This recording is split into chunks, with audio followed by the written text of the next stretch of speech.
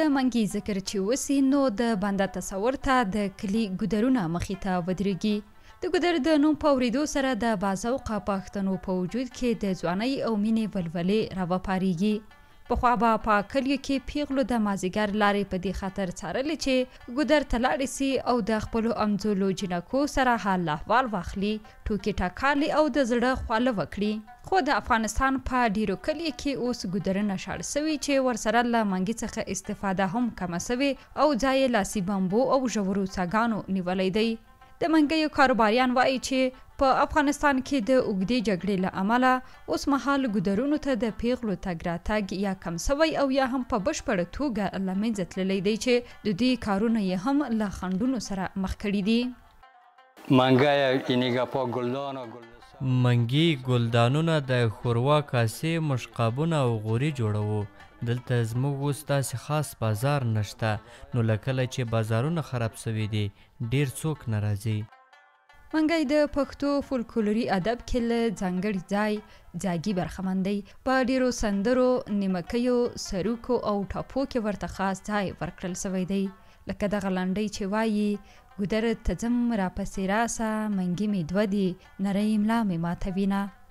افغاني میرمنې وایي چې په هیواد کې د وروستیو تحولاتو له امله اوس ډیری نجونې په کورونو ناستې دي او د کورنۍ لخوا دوی ته تر ډیره له کور څخه د بهر وتلو اجازه نه ورکول کیږي چې دغې پابندۍ ګودر ته تلل او په منګیو کې اوبه راوړل پیکه کړي دي اوس خو وضعیت ډیر ښه نه دی میرمنې له منګي څخه استفاده کوي خو اوس د پخوا په پرتله ډیر کم سوي دي دا چې وضعیت ښه نه دی میرمنې له کوره نه وځي چې اوبه راوړي دا چې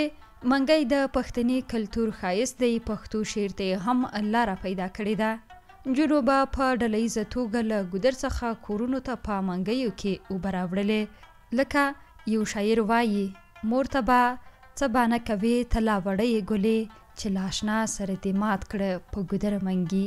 خو هټیوال وایي چې اوس مهال بهرني سیلانیان نه راځي او په کور دننه هم خلک له اقتصادي ستونزو سره مخ دي چې ورسره د منګیو بازار هم سوړ سوی دی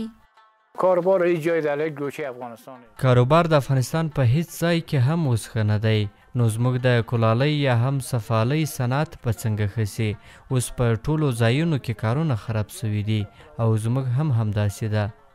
په دې وروستي کلونو کې له کور څخه د پیغلو په وتلو د محدودیتونو تر زیاتېدو وروسته د منګیو استفاده او ګودرونو ته تګ هم کمرنګه سوی دی